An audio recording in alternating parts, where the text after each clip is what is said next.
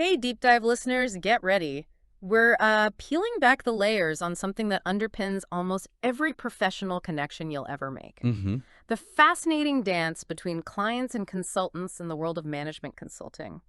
Today, we're drawing insights from a really insightful source, video4.pdf, which lays out the core elements of these crucial relationships. Yeah, it's quite a good one.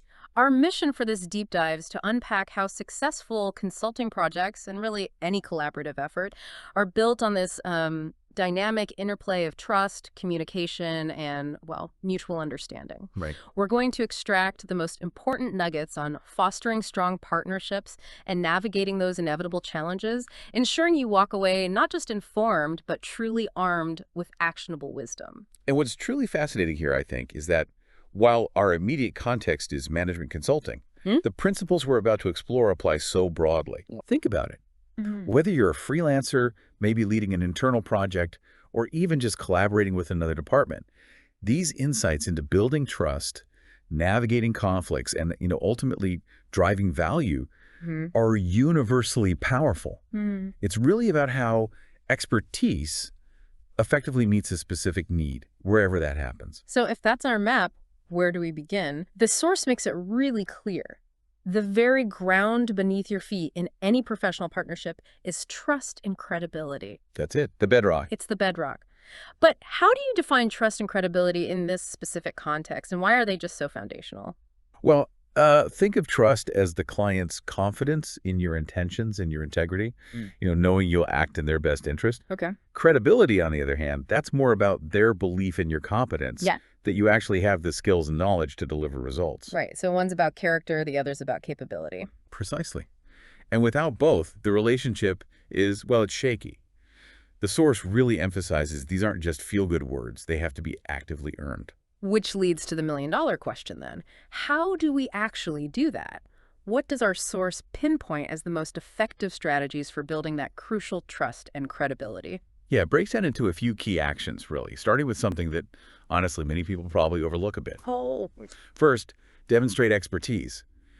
But it isn't just about having the knowledge, right? It's about applying it in a way that directly addresses the client's unspoken concerns, maybe reveals a blind spot they didn't even know they had. The most impactful consultants aren't just smart, they're genuinely insightful.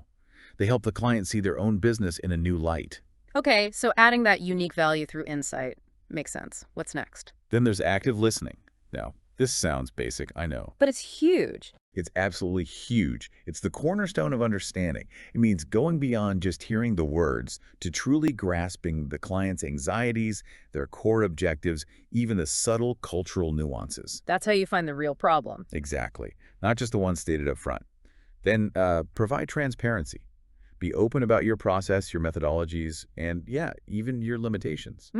Limitations, too. That feels counterintuitive, maybe. It can seem that way, but setting realistic expectations up front, maybe explaining why a certain timeline is ambitious or what external factors could impact, it builds far more credibility in the long run than, promising the moon and under-delivering. Right. Honesty builds trust. Okay. Then deliver consistently. This is all about reliability. It's not just hitting the big milestones, it's meeting every small deadline. Responding to emails promptly, doing what you say you will every single time. It's the accumulation. It really is. It's the accumulation of those small acts that solidifies confidence. And finally, collaborate effectively. Engage clients as true partners, not just recipients of wisdom from on high. Exactly. Solicit their feedback, incorporate their insights, make them part of the problem-solving journey. It not only gets better results, but also builds ownership and respect for their own internal expertise. Those 5 points feel like a really solid checklist for building trust. But which of these do you think do clients often maybe undervalue or perhaps consultants struggle with the most? Oh, that's a good question. While demonstrating expertise is obviously critical, I'd argue that active listening is often the most undervalued and, frankly, the most challenging. Really? Why is that?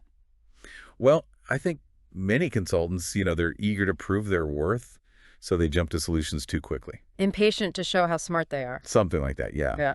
But the source really hints at how listening deeply uncovers those key insights that even the client might not have articulated yet. The nuances in listening for what's not being said, I can definitely see that. It's not just about the specific actions then, but the ongoing cultivation of that relationship. And the source actually offers some best practices that take these foundational ideas even further, right? Adding layers of nuance. It does, yeah. It's about that ongoing engagement. So what are some of those maybe more subtle but powerful ways to nurture these connections? Well, first, build personal relationships. It might sound a bit informal, but investing time in developing rapport with key stakeholders on a person-to-person level can dramatically deepen professional trust. It just humanizes the whole interaction. Makes it less transactional. Precisely. Then, communicate proactively. Don't wait for problems to pop up. Regular structured updates, even quick check-ins, keep lines open, demonstrate accountability, and allow for course correction before issues escalate. Get ahead of it. Get ahead of it. Also, adapt to client culture. Every organization has its own unique way of doing things, right? Understanding and respecting their values, their norms, even their preferred communication styles. It shows cultural intelligence and makes your integration much more seamless. You fit in better. You do. And finally, address concerns promptly. This is critical. When feedback or concerns emerge, a swift, transparent, and crucially constructive response shows you're committed not just to the project, but to their satisfaction. Turns a negative into a positive, potentially. It really can. It signals responsiveness and commitment, turning potential friction into relationship-strengthening moments. Okay, so we've laid this solid foundation of trust, built rapport. What happens when, and let's be realistic, it's when, not if challenges and conflicts inevitably arise. Right. Let's shift gears to that next crucial phase, navigating challenges and conflict. Our source makes it super clear these are an unavoidable part of any complex engagement. Absolutely. The real skill lies in how consultants demonstrate, resilience, diplomacy, and those problem-solving skills while keeping that hard-earned relationship intact. Exactly. And the first step, as the source points out, is really understanding where these challenges typically originate. If you can anticipate them, you can often mitigate them before they even escalate. Okay, so foresight. What are the common culprits then? Where do things usually go sideways in a client relationship? The source highlights a few recurring themes. First is identifying sources. This means being proactive, almost like a detective. Is it differing priorities among the client's own stakeholders? Maybe resource constraints that suddenly appear? Or perhaps unexpected external market shifts? Anticipating these allows you to build proactive strategies rather than just reacting to fires all the time. Playing chess, not checkers. Kinda, yeah. Then, clarifying expectations. This might seem obvious, but honestly, it's often the biggest blind spot. Still, even with experienced people. Oh, definitely. Misunderstandings frequently stem from unstated or unclear expectations. The source emphasizes not just having clear project objectives and deliverables, but actively verifying that everyone involved has the same understanding. It's about unearthing those hidden assumptions. Making sure everyone's reading from the same page, literally. Exactly. And then managing change. This is a huge one in consulting. It's not just about introducing a new process or system. It's navigating the human element of change. Ah, the messy part. The messy emotional part. People have an emotional response to new initiatives.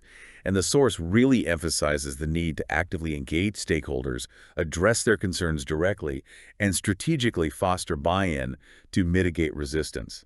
It's almost like a mini marketing campaign for the new way of working. I've definitely seen managing change be the biggest hurdle sometimes. Okay, so once those challenges do arise, and they will, how do we actually resolve these conflicts effectively? What does the source say? Right. The strategies for resolution become absolutely vital then, as they determine whether a conflict damages the relationship or maybe even strengthens it. First up is open communication. This means cultivating psychological safety.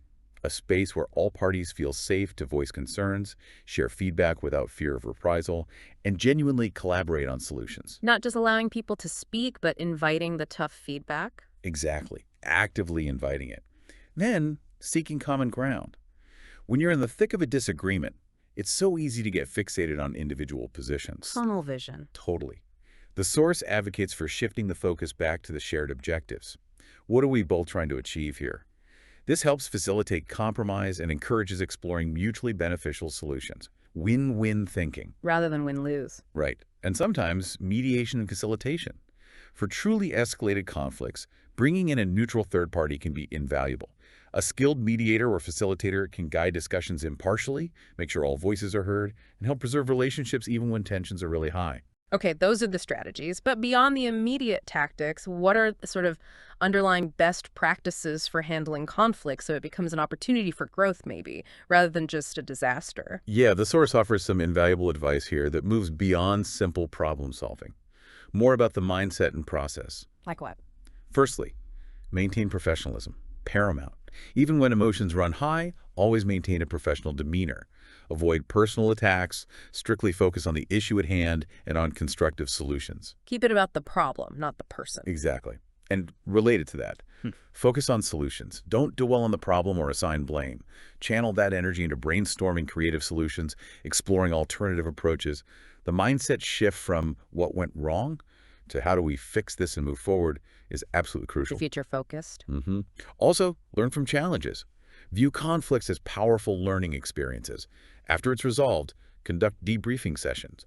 Identify what worked, what didn't, and what lessons can be applied to improve future processes and relationships. Like a project post-mortem, but for the conflict itself. Precisely. And finally, a simple but critical step. Document agreements. Write down all the agreements, decisions, and resolutions reached during the conflict resolution process. Get it in writing. Get it in writing. It ensures clarity, accountability, and acts as a clear reference point to prevent future misunderstandings.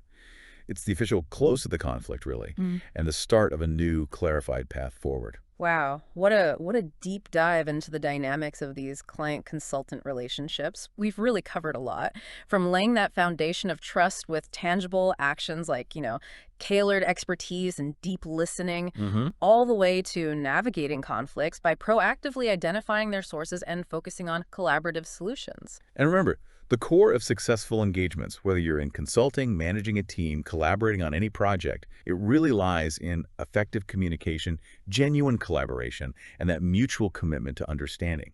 These aren't just nice-to-haves or buzzwords. They're actionable, deliberate strategies that separate the truly impactful professionals from the rest. So what does this all mean for you, listening in? If you're ever in a position of offering your expertise or maybe seeking it out, think about the proactive steps you can take.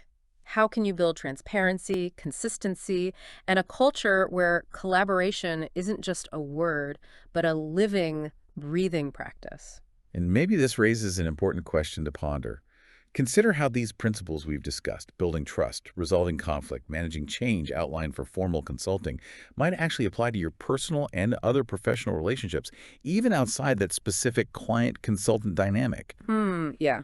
How could actively listening for those unset expectations or proactively managing perceived change maybe transform your everyday interactions and strengthen your most important connections? Something to think about.